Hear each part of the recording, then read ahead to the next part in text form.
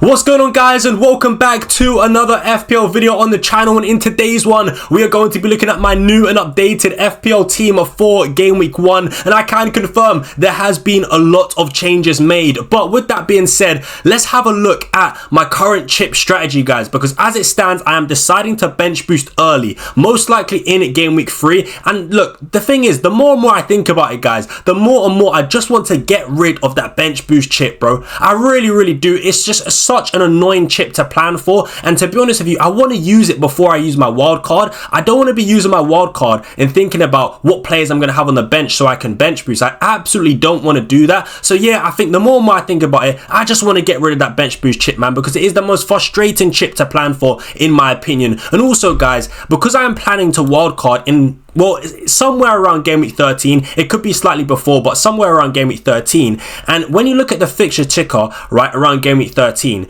you guys will be able to see that there's a lot of good teams that will have, you know, the premium price assets with good fixtures. So you've got Man City with good fixtures, Newcastle with good fixtures, Liverpool with good fixtures, even Arsenal and Chelsea as well have pretty decent fixtures. So I don't want to be spreading the funds around on my bench around this sort of wildcard period. I want to invest it fully into my starting 11 so I can pick multiple premium players. So yeah, for me, I'm not really a fan of holding on to the bench boost. The more and more I think about it, the more and more I just want to get rid of it. But also, with this current sort of team that you're about to see, not only is it built for a game week 3 bench boost, but also I would plan to sort of free hit in game week 4. That's also another key point about this team. So yeah, keep that in mind when you do sort of look at my team. But yeah, with that being said, guys, enough with that. Let's go ahead and get into my team, well, my current team selection for game week 1. All right, guys, so first things first, we'll start things off with the back line. And in goal, I've gone for Sanchez, and then on the bench, I've gone for Jose Sarr. Then we have a back three of Murillo, Tarkowski, Van der Ven, and on the bench we do have Dorgu and Ronaldo. So as you guys can see,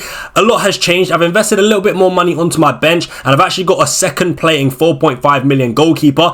It's not really ideal, it's not really what I want to do, but as I said, I've got bench boost game week 3 in my mind, so I've sort of planned for that. So yeah, that's why I've got Jose Sarr in goal. But look, you guys already know I really do like Sanchez. He's not really left my team for a while now. I just think for the opening 12 games in the Premier League, Chelsea have such a good fixture run, and I also rate Chelsea's defense as well. Last season they really did showcase how good they were defensively. So look, I know that Sanchez at times last season was a massive liability to Chelsea, and there is always that sort of nervous feeling about him potentially being dropped if he does put in a stinker of a performance, right? But I would say that towards the end of the season, the performances from Sanchez did improve, so I do kind of trust him to be Chelsea's starting goalkeeper week in, week out, and I don't really expect him to get benched.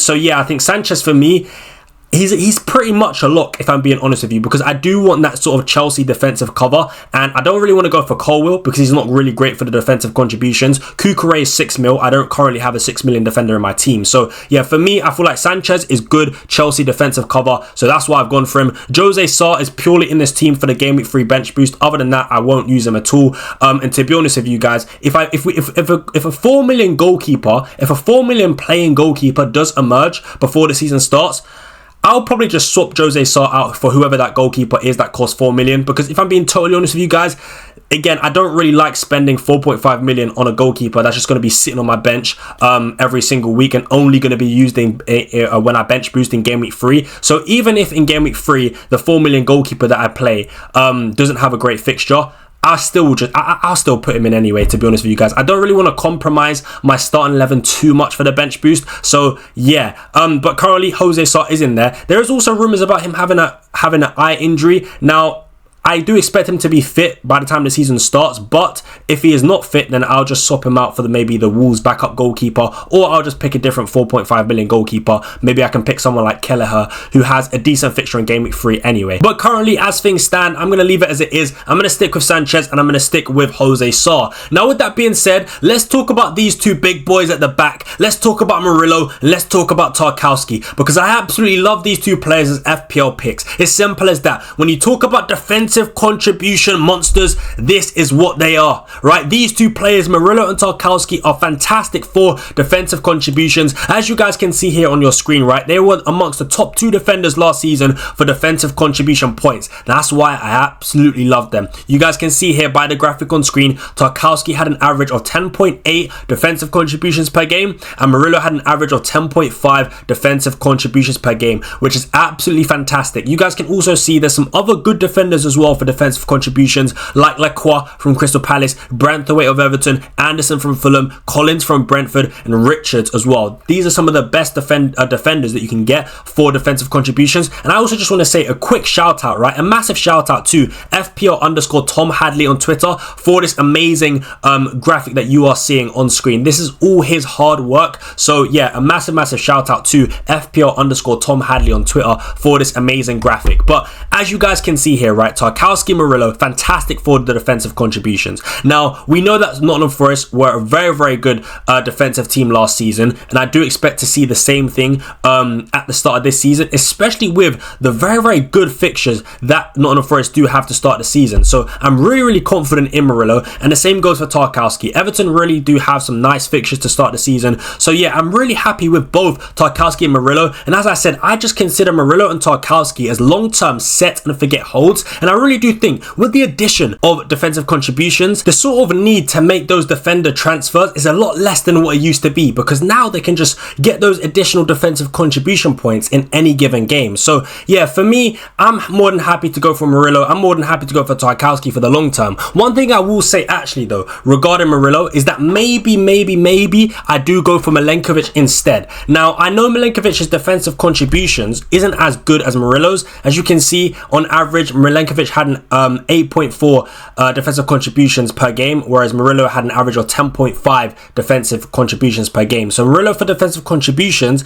is better than Milenkovic. However, the attacking threat, the goal threat that Milenkovic has from set pieces is a lot better than Murillo. So I'm maybe thinking, do I go for the defender that's sort of more consistent for defensive contributions, or do I go for the defender that has that sort of attacking threat but still does it is still good for defensive contributions. Don't get me wrong, guys. Although Murillo is better for defensive contributions, Milenkovic still is good for defensive contributions. But yeah, it's something I'm thinking about. Now, look, one thing I was actually thinking about, right, which is also I want to touch on, and it's another sort of cool graphic I want to show you guys quickly, but I tweeted out the other day, right, something I've been thinking about. With defensive contributions now being a factor, is your average 5.5 million / 6 million defender better than your average 5.5 million / 6 million midfielder, right? So instead of spending 5.5 on a midfielder, should I be buying a defender for that price instead? That's what I was thinking. And then I had a sort of chat with FPL Cayman on Twitter. Shout out him. Make sure you guys do check out his YouTube and Twitter, right? Absolutely fantastic FPL manager. I think he got like a 1.1k finish last season. So make sure you guys go check out FPL Cayman on YouTube and Twitter. But I had a chat with him, and then he showed me this tweet, guys. He did show me this tweet. Now, as you guys can see, this is from All About FPL on Twitter, and he said, basically what he did is he showed the points total, right, amongst defenders and midfielders that cost 7 million and below after defensive contribution points were added. And as you guys can see, last season Milenkovic would have had 178 points, and that's more than Semenyo, who cost 7 million. He cost 7 million, and Milenkovic has outscored him at 5.5.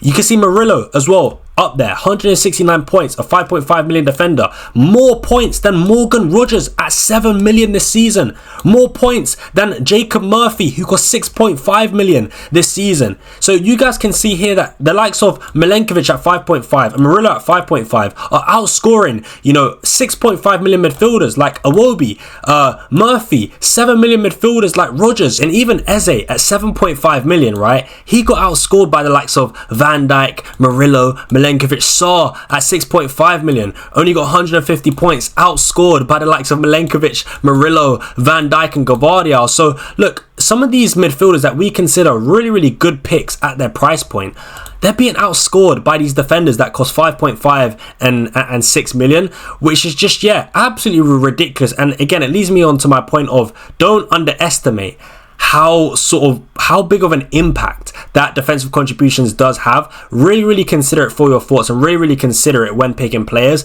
because yeah, I didn't really expect it to make this much of a difference, but after seeing this, all I can say is wow, the addition of defensive contributions has certainly changed a lot. And look, I'm not going to go massively heavy at the back, but big at the back is certainly a strategy. I've spent a little bit more on my defense, but I've not gone crazy. I've seen some people like Van Dijk, Milenkovic and Murillo, for example. Now, I'm not going to go that far because I still, want to spend quite a bit on my free forwards. But yeah, all in all, what I'm trying to say is that defensive contributions, don't ignore it, because it certainly does impact the points total of players. So yeah, man, certainly very interesting, and definitely something just to pay close attention to. Now, look, let's move on anyway from that. I want to talk about Van de Ven and Dorgu. Van de Ven and Dorgu is simple as this, right? Both have good fixtures in game week 3, but also the rotation between Tottenham and Manchester United is really good, and that's why I'm deciding to go for Van de Ven and Dorgu. I think Dorgu is a nice little gem in my opinion. I really do think he could be. The fixtures aren't great for Manchester United overall in terms of the opening 6 games,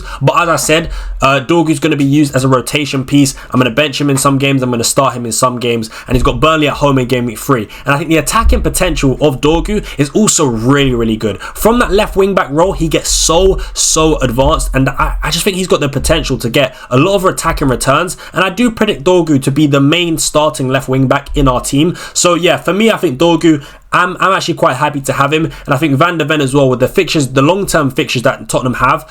Yeah, for me, he's just got to be in the team. I think he could also be a decent defender for defensive contributions under Thomas Frank as well. I've actually thought about Romero, right? But the thing is with Romero, he's a bit more expensive than Van de Ven at 5 million, but also I think Romero will be very good for defensive contributions, but the thing is, because he's so reckless, I think he's also very susceptible to getting yellow cards. And I think if you get a yellow card, that sort of just cancels out the additional points from defensive contributions. So look, for me, I think, yeah, I don't really want to go. I kind of do want to go for Romero, but number one, as I said, he's 5 million, and Van de Ven's 4.5, and also Romero is very prone to getting that yellow card. So I think I'm going to stick with Van de Ven, and go for Dorgu instead. One thing I quickly will say is, if I do go to a 4 million goalkeeper, right? Last thing I'll say on this defense, if I do go to a 4 million goalkeeper instead of Jose Sa, I might actually upgrade Tarkowski to Virgil van Dijk, because Van Dijk is also obviously fantastic in terms of clean sheet potential, but also pretty good for defensive contributions as well. So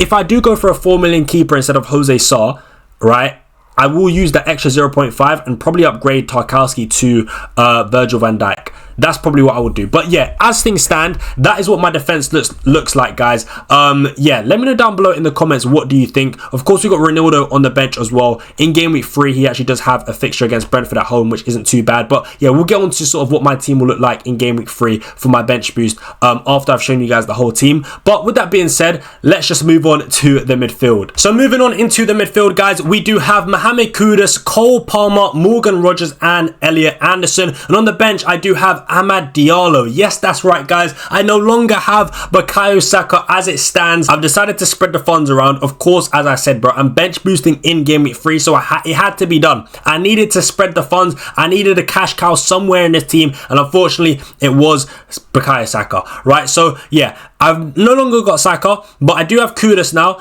and I also do have Amad Diallo. They're like the 2 new additions. I already had Palmer, I already had Rogers, and I already had Anderson. So look, first things first, Mohamed Kudus, I do like him as an option. I think the long-term fixtures for Tottenham are really good, and that's why I've got him in the team. And I think under Thomas Frank, right, he's got some serious potential to deliver, and that's why I do like him. I think we've seen Thomas Frank get the best out of players like Brian Mbeumo, like Yohan Wissa, like Kevin Schade, like Ivan Toney, and I think that a natural footballing ability is there with Kudus. He just needs a manager to get the best out of him, and I think Frank could be that manager to do that, and I think he'll be playing in his favoured position. He'll be playing either on the right or possibly even in the 10 role now that James Maddison unfortunately has been injured. So yeah, I do like Mohamed Kudus as a pick. You know, when he was at West Ham, he was playing out of position on the left hand side. I mean, no wonder why he was stinking up the place week in, week out, because he wasn't being played where he should have been played. So yeah, look, I think Kudus does have some fantastic potential in FPL, but one thing I will say, as much as I do like him as a pick, I still do have my doubts about Kudus, right? Because I do expect him to be pretty much more or less a guaranteed starter in this Spurs side, but I just do wonder about his minutes. Will he get subbed off in the 65th minute? Will he get subbed off in the 70th minute? They're the sort of questions I have, and they're the sort of doubts I have about Mohamed Kudus. But as it stands, I am sort of willing to take that risk, because when you just sort of look at the long-term fixtures that Spurs do have, I just feel like it is kind of worth the risk, right? Going for Mohamed Kudus. I mean, you got Burnley at home in Game Week 1. Tough game against City in Game Week 2, but I think I'll bench him for that game. And then Game Week 3, you've got Bournemouth at home, West Ham away, Brighton away, Wolves at home, Leeds away.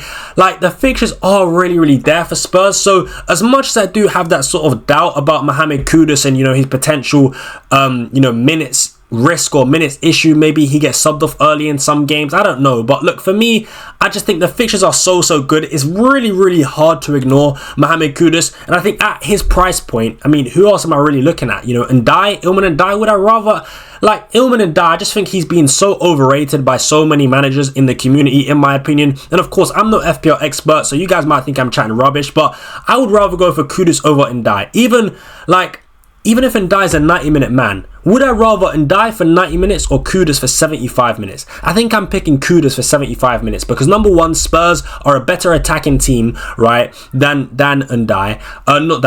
Everton. So I expect them to score more goals. I expect Kudus as well. He's a better player than Ndiaye, in my opinion. And yeah, I just think I'd much rather have Kudus. Now, I want to speak on Amad Diallo, right? Because I do think he is slightly going under the radar. And I think at his price point, again, 6.5 million, he could be a fantastic pick, especially, right? Because, well, in my case, I'm going to be rotating him in and out of the team. And I feel like I'm going to get the best out of Amad Diallo because I'll be able to use him in his very, very good fixtures. And I think, yeah, Amad Diallo is slightly going under the radar.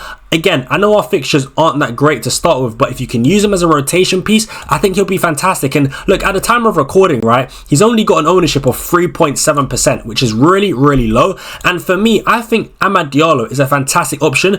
Last season, he only started 20 games and he managed to get 8 goals and 8 assists. That's 16 returns in just 20 starts. That's absolutely fantastic. And I think, yes, even though some people might say, oh, I don't want to put Amad Diallo in my team because he's going to be playing at wing back. Listen, guys, don't worry about that. Yes, Amad Diallo will be playing wing back, but when you watch Manchester United play, you'll be able to see how attacking he really is in possession. You'll be able to see how advanced he gets, how close he is to the penalty to the penalty box. You'll be able to see him taking on fullbacks 1v1, almost like he's playing in a winger role. That's honestly what Amad Diallo is, right? He's so attacking, so advanced, and I still think at wing back he'll be able to provide goals and assists, right? Because in pre-season and last season, when he was playing at wing back, he did so many positive attacking actions in and around the box, whether it was beating a fullback 1v1 and getting a crossing or getting a cutback in, whether it was cutting inside and getting a shot off and scoring the goals or arriving at the back post from a cross. Like, guys,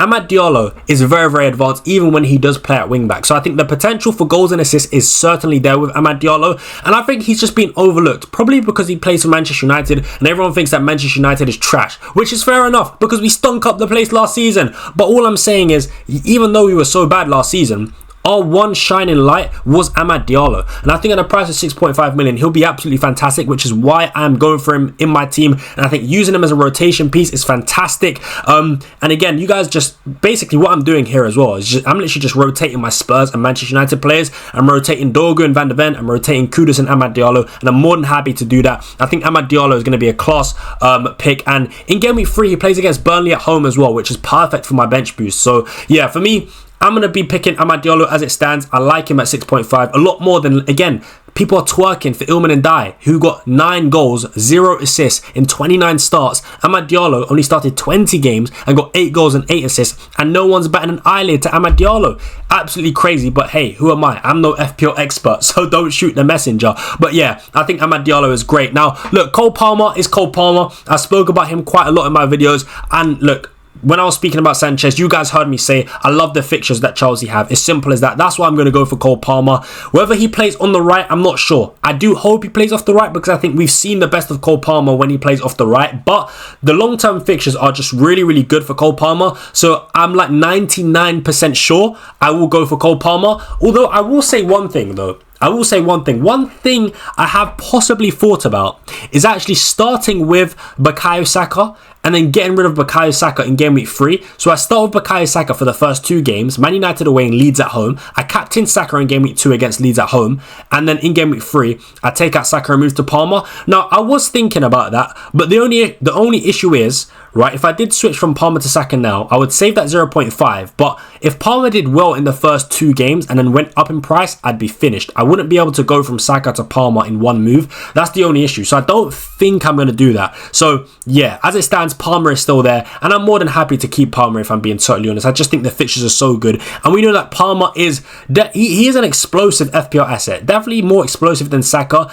and probably I'd say he's like the 3rd most explosive FPL asset in the game. I think Haaland and Salah are the 2 most explosive, and then after that it's probably Palmer. So yeah, we know that Palmer can just produce like a 15-20 pointer out of nowhere. So yeah, look, more than happy to own Palmer. He's in the team for now. And then of course Morgan Rogers again. Guy, a lot of people in my comments have been saying I've been glazing Morgan Rogers too hard, but honestly guys, for me, Morgan Rogers, he's going absolutely nowhere. As long as he can stay fit, he will be there. Morgan Rogers, he will be there in my FPL team come game week 1. More than you can believe, right? He's the 90-minute man, starts week in, week out. I don't need to worry about Rogers, right? Even when European football starts, even when Champions League football starts, I don't need to worry about Rogers, because this man is a minutes machine. He starts every week and he gets 90 minutes every week. So I'm more than happy to get him, and I rate him as a footballer, and I do expect his output to increase as, you know, he's a fully fledged Premier League player now. Last season was his first season in the Prem. Now I think he's only going to evolve, he's only going to improve as a footballer, and as a result we will see an increase in his output. And also of course the opening set of fixtures,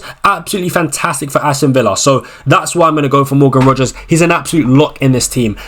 So yeah man, he's not going anywhere. And then we've also got Anderson in there. I think he's got like, you know what I like about Anderson? For me, I consider him like he's got a very high floor but low ceiling. And what I mean by that, because he's so good for defensive contributions, I think we're going to see a lot of times Anderson get those extra defensive contribution points, and therefore his floor will be quite high. So he might be good for like a 4 or 5 pointer, but his ceiling is probably low because his attacking threat won't be as high as other players like a Morgan Rogers, for example. But I like Anderson as just a long-term hold because number 1, the fixtures are good, and number 2, again, him and Caicedo were the top 2 midfielders for defensive contributions last season. So yeah, for me, I do love Anderson at that price point, 5.5 million, really good for defensive contributions, and that's why he's in my team. To be fair as well with Anderson, sometimes he does take a few set pieces, so there is a potential for Anderson to chip in with the odd goal or the odd assist.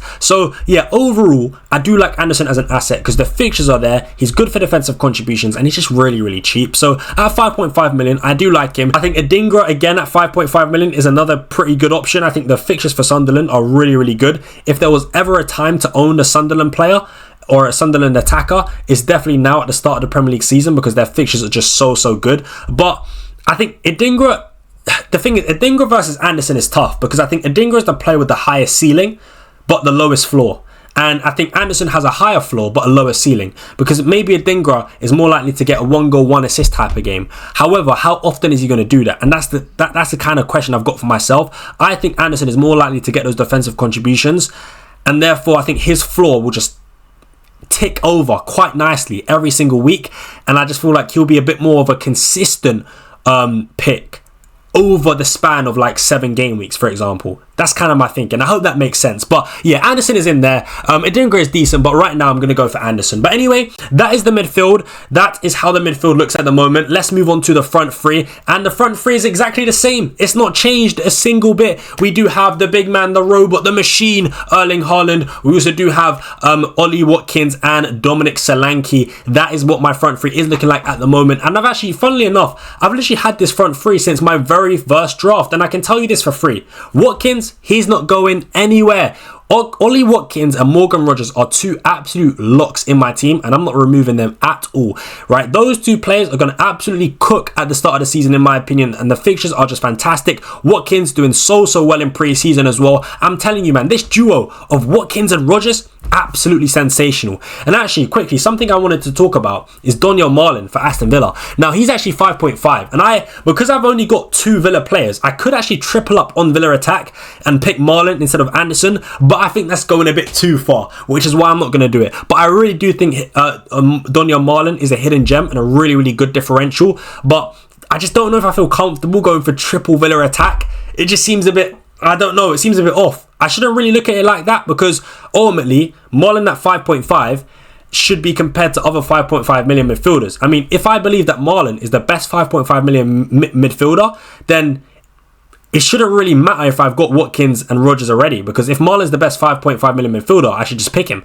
But at the same time, I just don't know if I want to do that. So I think I'm going to stick with Anderson. But yeah, Watkins, Rodgers, they're going to be in there. I love the fixtures that Aston Villa do have. Yeah, I just trust them so much. So yeah, we also do have Erling Haaland, of course, man. Look, I feel like I'm one of the few people in the FPL community that are going for Erling Haaland, which is crazy to say. I never thought I'd actually be saying those words, but I feel like this man here, this robot, this machine, this freak of a man is being disrespected by the FPL community. Erling Haaland is that guy. Erling Haaland is the guy you're going to call if you want goals, right? So for me, I'm going to stick with Erling Haaland. I'm not going for Mohamed Salah. As you guys can obviously see, there is no Mohamed Salah in this team. I love the opening set of games for that Erling Haaland does have, and also I'm free hitting in game week 4 as well, which is great, because in game week 4 it then means when Liverpool play Burnley, I can free hit Salah and the Liverpool players in my team. So look, for the first 3 games, I'm more than happy to go for Erling Haaland. He will be my captain in game week 1 and potentially game week 3 as well. For me, look, Erling Haaland, he guarantees goals. He's a bona fide world-class elite number 9, and he scores goals for fun. So look,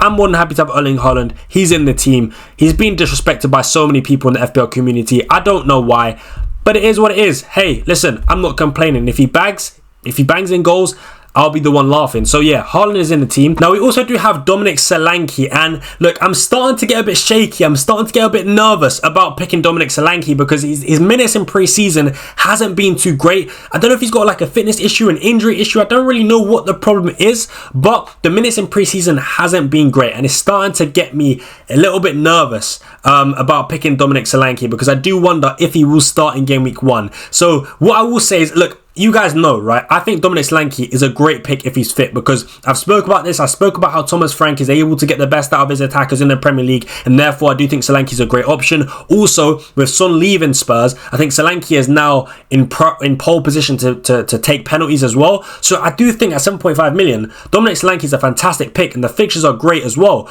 But again, there's just this sort of dark cloud over Solanke, which is the injuries and the fitness. I don't know if he's going to play in game week 1, because he's not really getting many minutes in pre-season. So I do have some doubts. I do have some concern there. What I will say is with Solanke, if he's not fit, I'll probably take him out for Chris Wood. Right now, that's what I'm thinking. I think Chris Wood, because just the fixtures are so good for Nottingham Forest, Chris Wood is probably the striker that I would want. I mean, I know that Nottingham Forest have signed a new striker, and they'll be playing European qualifying games as well for the first 3 game weeks. So Chris Wood, I've also got my doubts on as well in terms of minutes and starts. But right now, I think because the fixtures are so good, I might just have to take the risk with Chris Wood instead of Solanke, if Solanke is not fit. If Solanke's fit, I'm going for Solanke. But if not, it's most likely going to be Chris Wood. I don't really know who else I'd go for, to be honest with you. So yeah, anyways guys, that is what my team is currently looking like at the moment.